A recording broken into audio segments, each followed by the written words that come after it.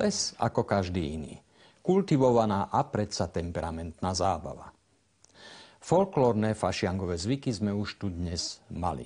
Aj v nasledujúcom šote uvidíte folklór a predsa to bude ples. Alebo ak chcete, bál. Vráťme sa o niekoľko dní naspäť. Posledný fašang otvoril v Orešanoch starodávne truhlice, klenotnice ľudového umenia. Výbor žien usporiadal krojovanú veselicu a členky výboru dali príklad. Prvé sa vystrojili.